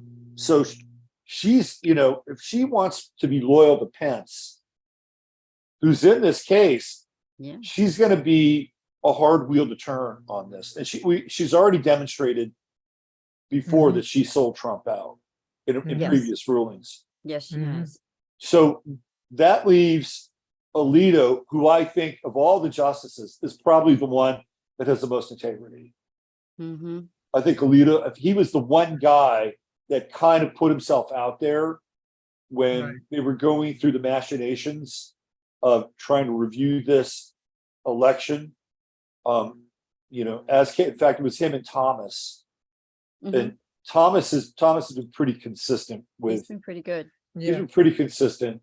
So you have those two. right. And just to add in that, you would think that there's one of the justices or two of them are behind this, this push to bring it through. I and would you say have to probably guess it- Thomas and Alito at least. Right. Yeah, so that's, at least that seems to be something of a good sign, but yeah, go ahead. I think the wild card is Gorsuch. Uh-huh. I don't. Sotomayor. No, I think it's Gorsuch because I don't know. I mean, just on the quote unquote right side, Oh, what? Okay. because I don't know how. Like, I can make a case for Kavanaugh because he was the Attorney General's guy. They both worked together under Bush. They both worked together under the Vince Foster case, right? Right, Patriot so- Act, right? Yeah, so Patriot Act. So Kavanaugh, Attorney General, what's his name? Fat guy with the glasses. Come on, help me out here. Back then, Yeah. oh, the guy who was singing, No. His father had the school for Epstein. Barr. Barr. Oh, Bill Barr with the Bill Barr. Yeah. with the So- bagpipes. Yeah. So Bagpipe Barr. Kavanaugh is a Bill Barr hire. Okay. And that, I think that was part of the deal with him and Trump to bring Barr on, and like Barr would ultimately run interference and basically block off Uh-huh. the impeachment. Which he did. So Kavanaugh's a Barr guy, and I don't know, but Gorsuch, I don't know where Gorsuch came from. I don't know whose idea, because he comes from Colorado, and he's been a bit of a wild card in the Supreme Court. Like there are things that he's voted on that was like, oh wow, that's interesting. You voted, on the conservative side of this thing. And then there's been other things. It's like, well, that's kind of weird.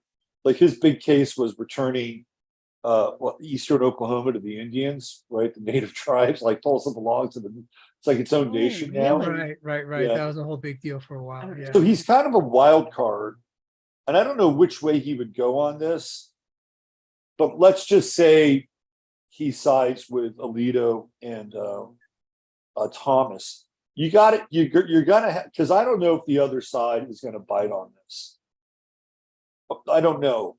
Nobody Right. on You're that talking side. about- Really, Yeah, you're on talking the about getting progressive four. side. Right, we're talking Four. about just even getting the four to go to just even trial. getting the Oh, four. so you're just talking about the conference. Yeah. Okay. Right. So I think that the keys are going to be Roberts and Gorsuch on this. Hmm. Right. 'Cause I think that- I don't know about Hmm. Kavanaugh. I don't know where his allegiance lies, and I know that Coney Barrett's allegiance lies to Mike Pence. She doesn't want to screw him over. And if I was Roberts and I wanted to get out from under any kind of blackmail, I would do this.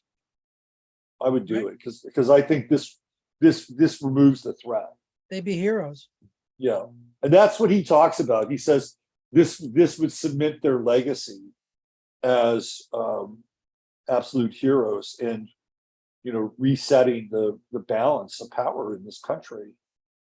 This is So- huge. This is really, it's absolutely huge. And the more you talk about it and understand the nuance, the more impressed you are with the import of it. Right. So, true confession here. This is one of the things, like I know this is really popular in Q world, right? This is one of the things in Q world that I think has had some legs. Like it's got some legs, like we can see it, right? Like it's there. It's not like, well, this trial happened and they were hanged at Guantanamo. Okay, well that's great. I haven't seen it. This we can see. I see. Yeah. You know what I mean? Like there's Right. there's something tangible and real about this in a way that some of this other stuff I just can't sign off on Right. for me personally. Yeah. No matter how much symbolism is involved. Yeah. And there are a lot of opportunities for this to go away. Right. Right. There's no reason for any of us to have even heard of this. Yeah. It could have just disappeared and whatever. But so that's the only thing that kind of gives us a little hope that the Supreme Court, somebody in the Supreme Court wants to bring this to light.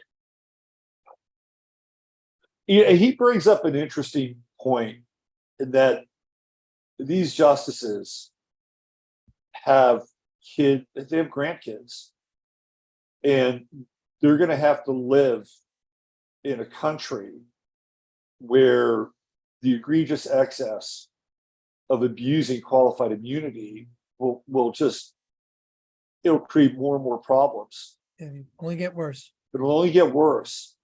So this is, in their way, a way to ensure that their children have a chance to live in a country that has some freedom and accountability.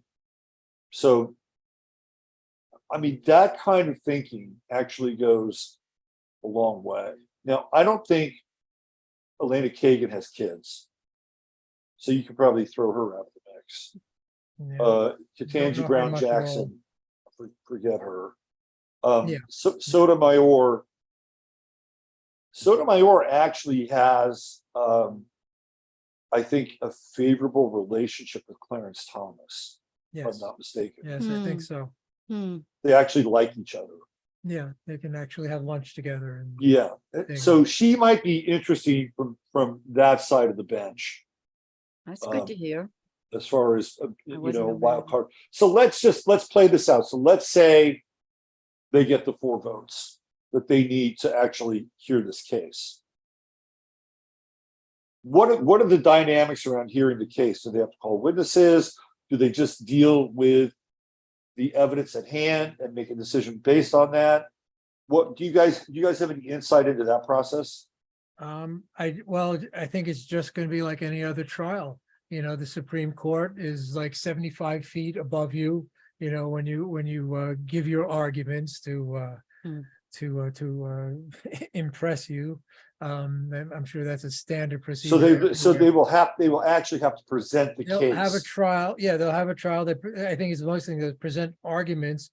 I don't know if witnesses will be involved. I guess I don't know if there's any sort of discovery.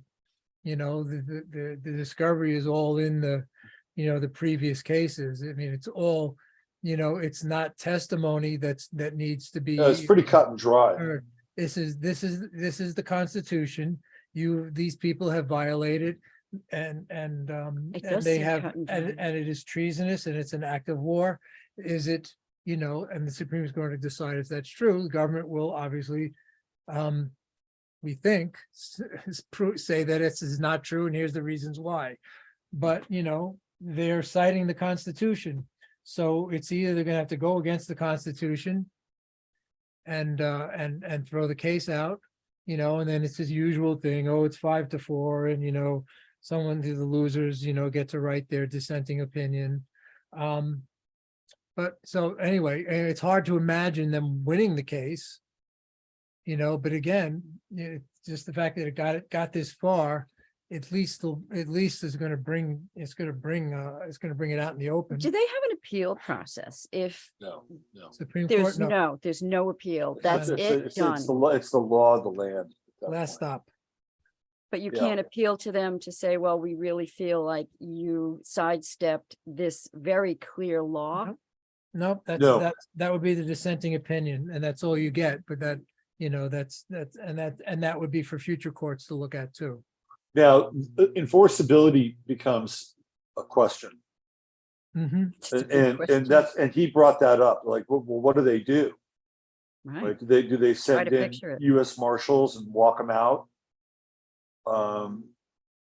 Because one of the things that I think you guys and I discussed this, was when the Supreme Court ruled against Andrew Cuomo. And they basically said, you need to allow people to be able to go back to church. Right? Like that was during COVID. Mhm. And Cuomo told me to go pound sand. Like, no, we're not doing that. Oh, And right. so Right. it was never, they didn't enforce it. They couldn't enforce it. I mean, to Couldn't me, or wouldn't? well, both. I mean, what would they do? Would they, Well- they don't have the power to call out. They just make a decision, right? They make a decision. And then, Well, and at doesn't that make any time, sense. so the other thing too, is that at that time, and I still believe this holds true because of the emergency order, is that the states were decoupled from the federal government to deal with their own individual COVID response, right? So even at that level, Oh, okay. if the states were together, one nation under God, indivisible, then maybe whoever was in office, I think it was Trump at the time, could have sent the National Guard into New York and put them at various places of worship in New York, but that didn't happen. And I think, and that's another part that is a piece of this puzzle.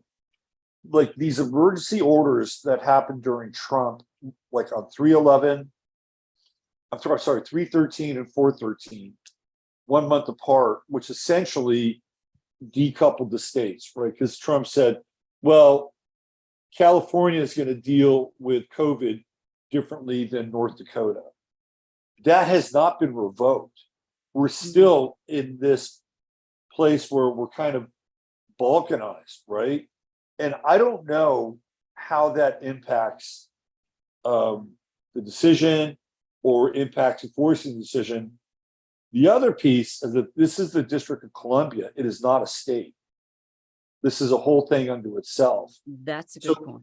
So maybe this is one instance where the court could rule on something, and being that they are part of the District of Columbia, it would have to be executed, right? unlike what happened in New York with Cuomo, he just basically said, screw That's you. a really good Well, fine that's a good point. possibility. Huh. And then you have to project And that would it be the Capitol Police? if it But goes they're not that, gonna- yeah, if it goes that far, you can't imagine that Kevin McCarthy, who would be the Speaker of the House and thus in control of the District of Columbia Police, would have the cojones to do something like that. You just can't imagine. Is he part of the 388? We can look it up. I can find out in a second. I have them. Because right that here. would solve a lot of problems. Should be alphabetical. Yeah, so that would be the point. Yeah, once they're delegitimized, their That's vote, in other words, so the Constitution says that You find it. that you have, I'm just looking for McCarthy, MC, I don't have the thing. Maloney, Macy Matsui, McBath. No. McKinley, Murray. no, he's not on the list. So he was one of the 100 that Apparently, he may was have a been. dissenter. Interesting. Oh, No, Maloney, there's no McCarthy on the list. there's a Matsui, Lucy McGrath, McBath, Macbeth. McCall, McClintock. There's a bunch of Micks, aren't there? McEachin, McGovern, McHenry, McKinley, McNerney, but no McCarthy. Wow. I Right, didn't know there that's was so many mix in there. That's a lot of mix. Hey, Mick. Oh, is that where that came from? I Yes, never made that you never connection. got made the that. connection, That no. wasn't part of your family lore. No, Uh-huh. it so- wasn't. You had to be Italian. You had to be outside the Maybe. circle of influence. So, well, that's good to know. So anyway, Wow. Well, so, that's, so it's going to be a different Congress. So, mm, likely.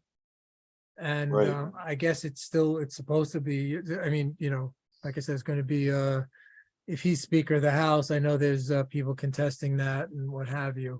It would be great to see Ocasio-Cortez's ass getting this out of there. Schadenfreude. Mhm. That'd be like a second Christmas.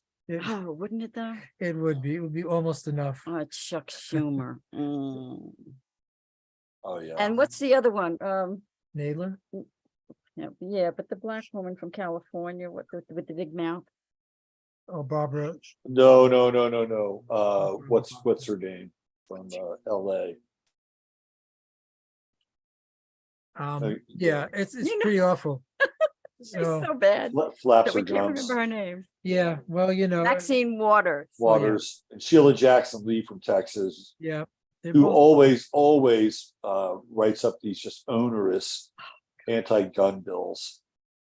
She every session she just writes these, and just hoping one of these times they'll catch an updraft, and Right. yeah, it'd be great. It would be. Should all just visualize that. We should all just Yeah. visualize. Cathartic, wouldn't it? Yeah. So cathartic for Well, the country. Oh my God. It's nice to think that at least there is a mechanism for it to happen. Whether or not it will, obviously we have two big steps to go through first. So what I mean, let's just say it doesn't get past. I mean, it would be great if it got past the conference Mm-hmm. and actually became adjudicated on, and even if it lost, and I guess this is my glass half full perspective, Mhm. that it would bring some light to this whole Yeah, idea of think immunity so. and qualified immunity. Yeah. Because a lot of people just are not aware of this. Yeah. And, No, and, they're not. No, I mean, it extends to the vaccine companies, right? and even Sarah Westall was talking about a lot of these kind of green consortiums, and the anti-carbon gang are hiding behind the Are they? qualified immunity. In what way? Right. What, how would that play Well, out? for things like discovery, well, we don't have to provide you with that. Oh, Well, why not? Well, we have qualified immunity. oh, Right. It would threaten our ability to fill in the blank, maintain a strategic position in the marketplace. Oh, and we Uh, work An in equitable maxim. Yeah, an equitable maxim is is applied. It's just, everyone knows that global warming is happening and it's caused by human-made carbon. And there's like no argument about that, so we can hide behind everything with that. That's I mean, right. That's it right. extends all over the place. Yeah, It's let's just see your, bad let's to see your learn. data. Oh, I'm sorry, we It can't keeps divulge on that giving. data. Yeah. We've got We were calls. going to talk a little bit about standing in a case because not everybody would know what that means. And Yeah, that was a big deal when all this was going down. And I don't think anybody wound up getting any standing when they were trying to remediate what happened on January 6th. So why don't you go ahead and jump into that? yeah, so it just really just means that you have a horse in the race. I mean, what are you basing it on? That why do you feel like you have a right to bring this to the court? Right. What's your A involvement? grievance. Yeah, it's a It's called it a grievance, which is in the Constitution. with a It's grievance. constitutionally allowed to bring a grievance Yeah, against the government. yeah. So it's really quite simple. It just means that, not just anybody can come and make this claim, but was your, Well, yeah, was your property injured? Or was it just somebody down the street? So what's it to you, kind of thing? So you have to have a personal involvement somehow in the case. That you have to be personally affected by what's happening. And we learned this when we were part of a group that was going up against some local developers. And they wanted to put 800 homes on the top of a mountain and then put a sewage treatment plant on a tiny little stream this wide. that, literally about this wide, that ran down the mountain. And the bottom was a church where they did baptisms in that stream. And so our community was up in arms, and it was a really rural community. We were way out in the boondocks in Madison County. And that's how we got to meet our neighbors. We didn't know anybody. We were there for several years before this happened. And our landlady told us about a group of people getting together to fight this. And we thought, well, that's a worthy cause. Let's jump in. And that's when we learned about standing, because we had to prove that, all these people in this neighborhood had standing to take a case to court. We actually took the state of North Carolina to court and sued them, the Department of Environment and Natural Resources, DENR. We sued them for not enforcing their own laws about clean water. Yeah. And we got our butts kicked in court, but we Some- learned about standing. And So people had slurry coming down their it's driveways, terrible. from the development and all this sort of stuff. and they wanted to put a jet port on top of the mountain there as well. It was a whole big mess. Wow. And a place called Windy Gap. Yeah, So we had all these pilots come up and saying, I wouldn't fly there. yeah. Right, right. So they're going to have all these amateur pilots flying there. Our group actually went $40,000 into debt to an environmental lawyer to fight this case. It went on for 5 years, and they ground us into dust. We got completely creamed in the process, but much to his credit, he forgave the debt. All he wanted was that his employees get paid, for their Yeah. time. So God Right. bless him. But then, He was wonderful. But then 2008 happened. I mean, we caught them stealing land. We caught them timbering on other people's land. We caught them doing all sorts of things. Astonishing. And Madison County, which is a very Democratic county.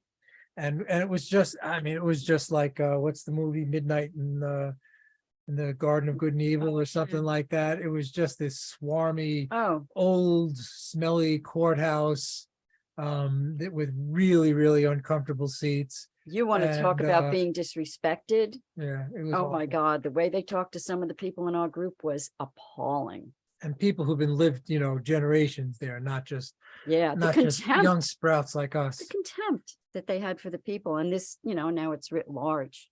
We see it, at the highest levels.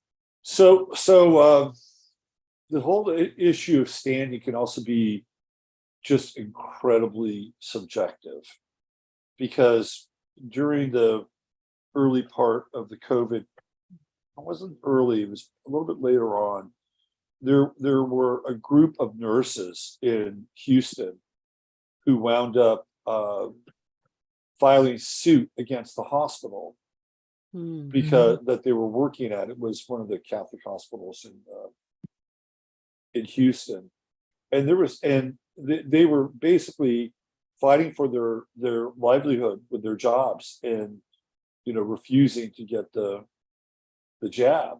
And the damn judge ruled that they didn't have any standing. How so? I mean, Right, their bodies weren't. how did he defend that? Or did he not have Their to? bod- they He don't didn't own their have own to. bodies. He didn't have to. He says, sorry, you don't have any, Sorry, the immunity of the emergency. yeah. I mean, that was it, right? So even if you can, at that level, you would say, my God, I mean, these people are proving that they literally have skin in this game.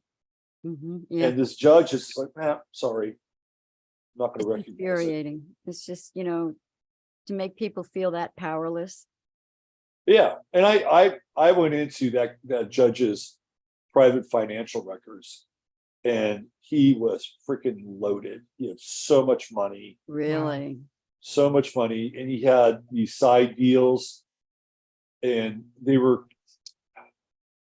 I think I was able to go into like some of these equity funds that he was involved with, and I traced back to who the equity funds were representing. Some of them were pharmaceutical companies. Like this, it's like that's how this thing works. At a certain level, these people, these judges make a shit ton of money. I mean, Yeah. more money, a lot more money than the average. And if they're around for a while, I mean, they can really take advantage of the system. Right. Yeah, God bless, same as congressmen and Right. women, especially the women. Well, that's why Apparently. they have to fight for term limits. Yeah, So You is know, they that can do- is that Genghis there? this is It's Cengiz. Cengiz. Cengiz saying Cengiz. hello. Cengiz. Yeah. He's got This- a big this head. is- Look at him. Yeah, He's actually not that big. no, he's a little guy, but he's not as big as Jasper. But he's tough. But he'll fight anybody if he's given the chance. Even though Not he's Jasper. just about to turn 13. He's getting to be a little slow, but he's still been picking up the mice this year. All right. Well, that's good. At least he does something.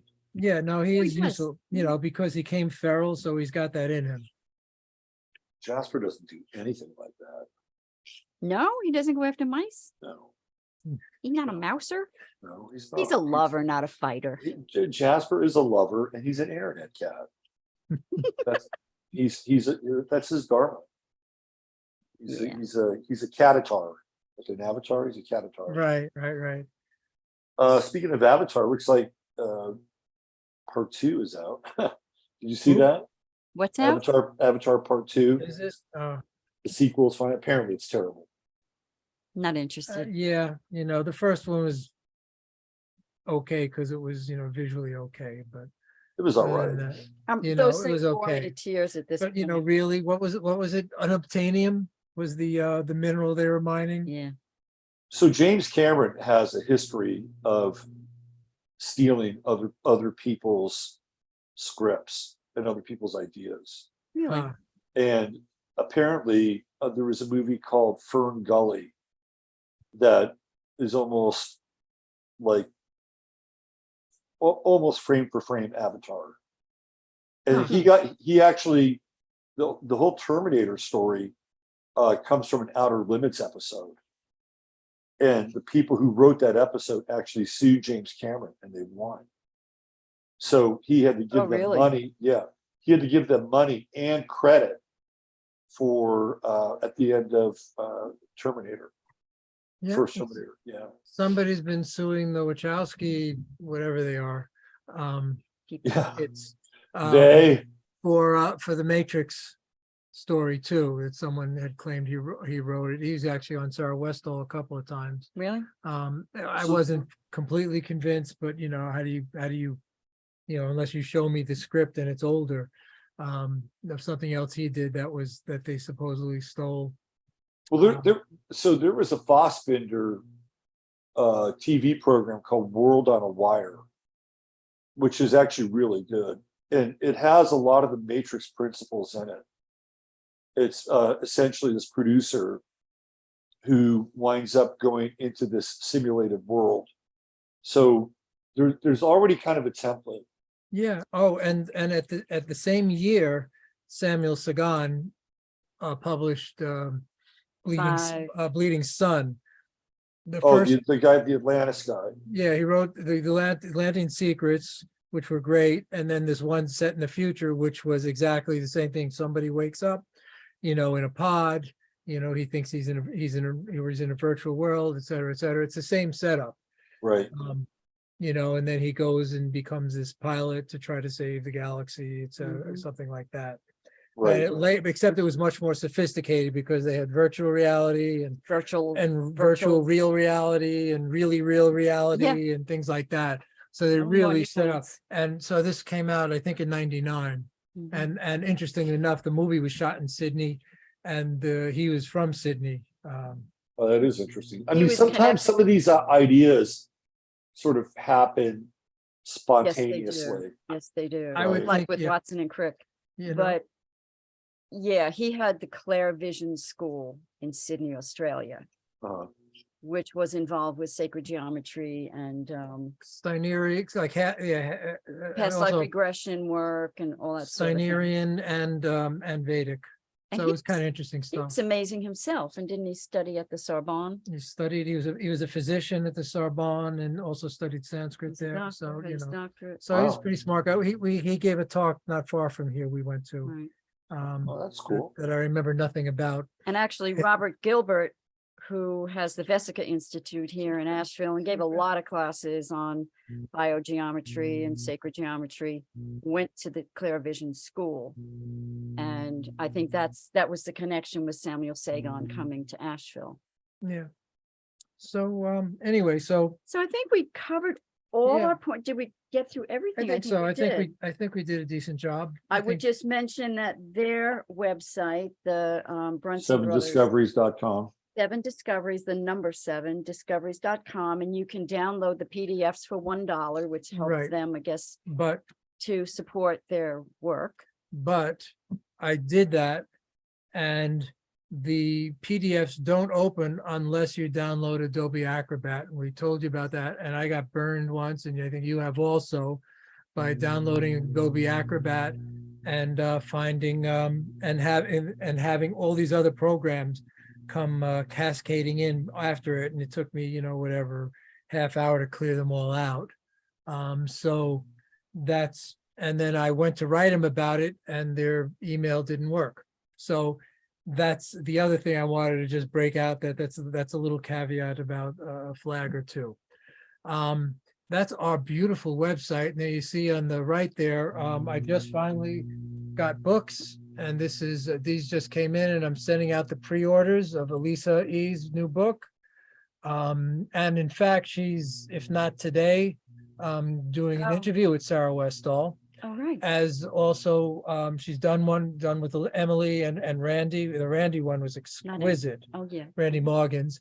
And also, she's also, I think, earlier this week, she did an interview with Freeman, which I guess is maybe coming out tomorrow or something like that. Yeah, So she's Elise has been been- getting a lot of support. At Very least it's been, encouraging. yeah, she's been on a roll. We had a pretty decent pre-order. And in fact, I'm waiting on more books so I can send more books out to the people. A number of people from the chat room ordered. And I'm really grateful for that. Thanks, folks. Thank you, Robert. You've been so supportive of us for so many years. We really, really appreciate that. Yeah, of course. You guys, Really nice guy. yeah, well, you guys do great work. And I'm really excited to dive into this Elisa Yee Oh, material it's and, intense. Yeah. get her on the show here. We'll get into it. Right. Yeah. Did that email go through with the PDF? Yeah. Good. We good. also have another book in the works coming up behind that with the reporter Mariam Hanane, who is writing about the George Floyd incident, and she's got a lot of information that's not available in other places, and she's also Right. doing a documentary And on the topic. And the new news also is that our favorite person, Shona Home, is so she's starting a whole new endeavor with a new website, and she's basically poetry from the mushroom Oh, it's realms is amazing. coming through her, which is really amazing. She's a great writer. Oh, Yes, she is. Right. So yeah, so it's called And the a great human being. Mushrooms Apprentice, either .org or .com, I can't remember. So she's starting up a whole new thing, you know, and putting out podcasts. We'll be on it at some point. But also, we're going to take those, two of her books. And Light republish and, them. oh shoot, I can't remember the name. Anyway, so we're going to be publishing ourselves two of those books. So concurrent with this new endeavor of hers. Oh, that's great. It'll be a reprint, yeah. Yeah, we're just taking over the That's awesome. publishing, so, That's great. and then she's gonna write another one, and hopefully if that works out, we'd love to be the publishers of that. Right. So, called The Mushrooms Apprentice.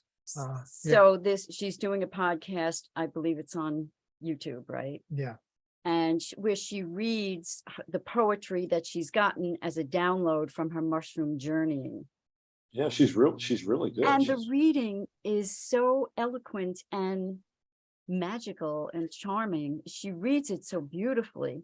So she Yeah. puts up a lot of images to go along with the reading, and it's very gentle and uplifting. So Yeah. I think it would be nice if you want to check that out Yeah. on YouTube, the Mushrooms Apprentice, right? Shona, if you're listening, you're a world treasure. We love you.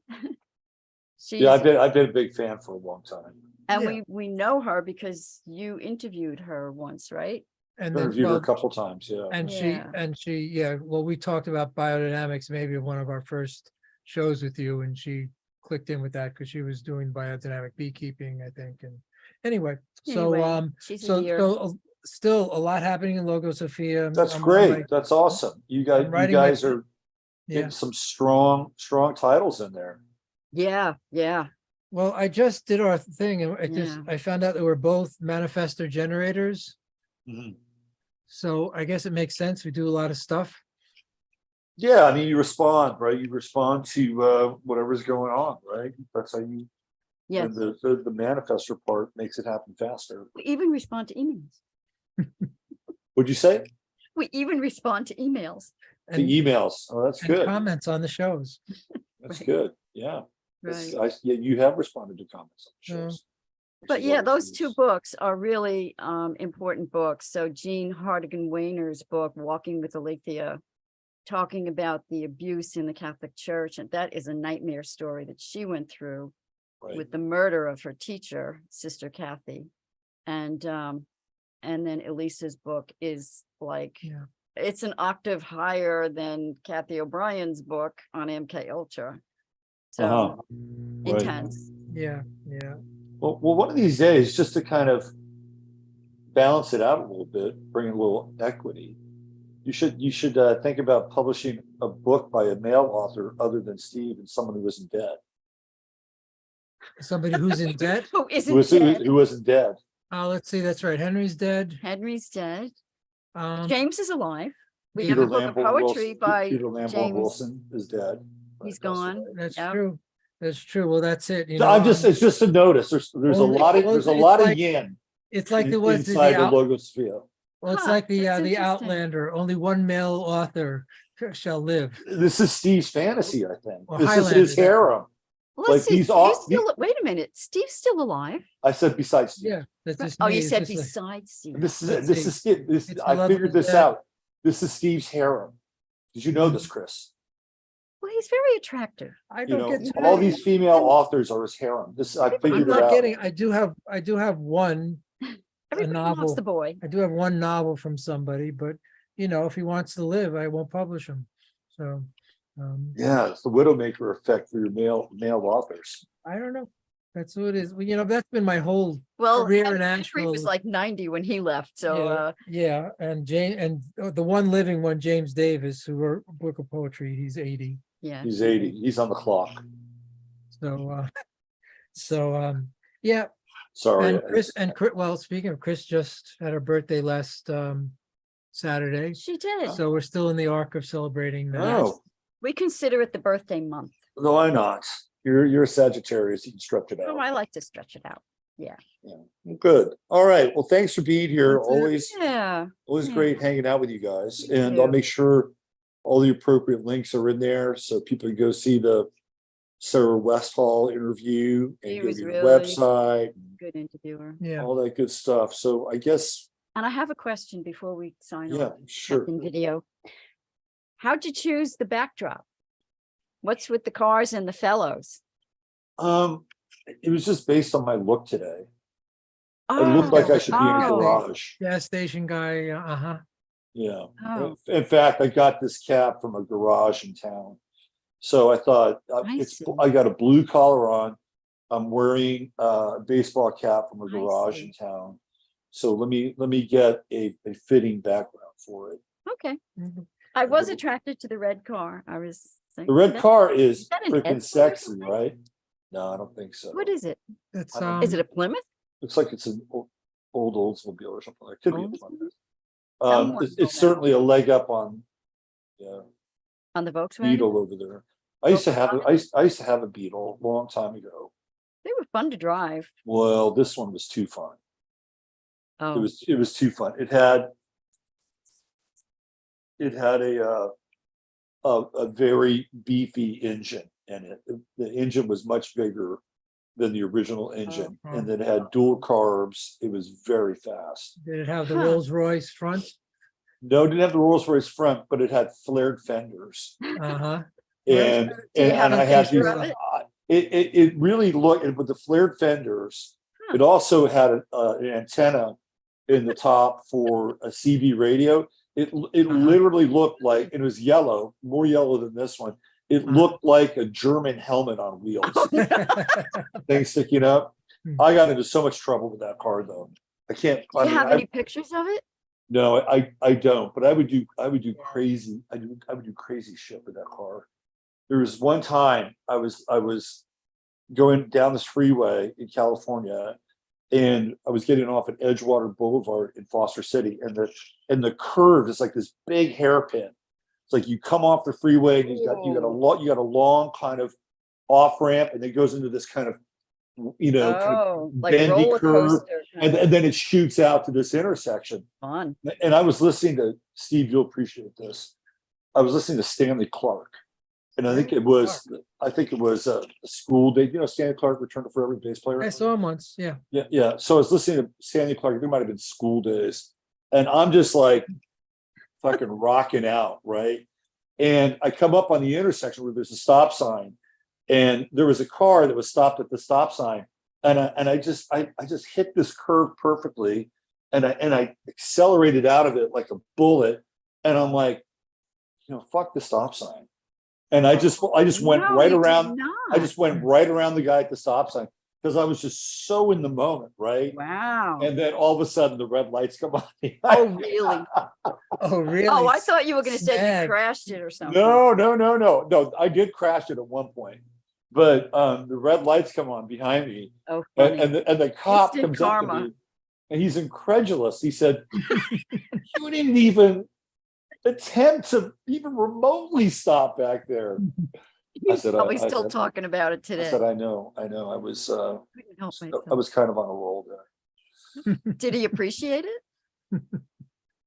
In an odd way, he was could you not? amused by it in an odd Yeah, way, Yeah. right? But I was really anarchic back then. Yeah. In the same car, and I was always really impatient, and I was on this one. I was going to a nude beach, and it was on a Saturday, and it was way down in Santa Cruz. I was going to spend the night there, so I just gotten off work, and I just wanted to get there quickly. And it was actually the same highway, but way on the other side of San Mateo, and it came up on. It was like 2 lanes and just bumper to bumper traffic. And I'm like, oh, fuck this. I don't want to be in this traffic. So I went in the emergency lane by the center divide. I'm like, I'm just going to blow past these people, right? This is because that car was that fast, and it was kind of, even with the Maneuverable. wide tires, it was still pretty narrow. Yeah. And I get to the end, and there's a highway patrol cop, and he looks at me and goes, You Pull Yeah. over there. so he pulls me over, and now this guy was steaming. He was steaming. He was like, I should arrest you. That was an emergency situation back there. And you broke so many laws. I'm sorry. Oh, I'm so sorry. What are you doing? I was just trying to get, So gave me the ticket, and off I went. Yeah, but Okay, no, well, I'm still good. I'm pretty impressed that I made it through those days without getting arrested. Oh, yeah. It's an experience that I don't need to have. Well, I got tickets. I never got arrested. I got that part came later on in the 90s. That was a very different phase. But I had the weird luck of youth on my side or something during that time. Yeah. Because one time, it's same neighborhood. I was with one of my friends, and we were pretty smashed. And this lady cop starts following us, same neighborhood. And I'm like, okay, I'm gonna do something here. I'm gonna turn into this condo, and we're gonna park in the condo like we're gonna go see somebody. So I go in and I park in the condo, and she pulls us over and she said, "What are you doing?" I was like, "Well, we're gonna go see a friend of ours," which I was completely lying about. And then we had to take, the sobriety test, and I was pretty gone, but I was actually able to ace everything. Like I had figured stuff out. I could do the alphabet backwards and everything. So, we kind of blew, and that was before the days of the breathalyzer. So all you had to do was remotely look like you were upright. So we were And able to find do- your nose. Right. And again, it was like one of those things. I got so many weird passes during that time. It was incredible. I mean, even the tickets were just tickets. But anyway, that car brought it all up for me. I'll blame that car. It was like Harold and Good. Maude, right? Didn't Maude drive a little Volkswagen? I think so. This was not Yes, he was doing this some car. crazy- This car was so fast that I remember taking on sports cars with this car in certain Huh. areas, like in Pacifica and back in where they would have all zippy, these. right? Oh my God, the acceleration was beastly. Big on this engine, car. light car. Big engine, light car, fat tires. It was trouble. It was Yeah. definitely trouble. I thought you were going Mhm. to say you rolled it, but okay. No, I didn't roll it, but at one point I did get into a fender bender with somebody, and I smashed one of the plastic fenders in front, and I had to get that replaced. Yeah, I caused a lot of issues with cars when I was a kid. Cars and Americans. Right. Interesting. Yeah. All right. Well, All thanks, right, guys. Robert. Well, this Thanks. was great. I Thanks. really, I'm really kind of excited about this whole story, and I'm going to keep an eye on it. Well, I think we need things to buoy our mood a little bit, right? It's helped and- tremendously. And it's like, yeah, I mean, we can temper it a little bit, maybe not have great expectations, Right. but It's something. it's just like, well, remarkable. why not? I mean, what do we really have to lose at this point? Hey, True. Why, what's to stop us from emotionally investing in something like this? nothing. And then if it doesn't work out, we just pick ourselves back up off the Yeah, floor. we're used to being disappointed. We can Yeah. take it. We're Yeah, tough. yeah. So, okay. All right, Robert, thanks. All right, you, you guys chat take room. care, Thanks, Chatlandia. Thanks, everybody, Thank you, for listening. everybody. and we'll see you in a month. We'll see you See you in Yeah, On that 2023. on Friday, the 6th. January 6th. It'll be good. Whoa. Good theater. All right, you guys take care. Okay, Okie dokie. bye-bye. Thanks, Robert. All right.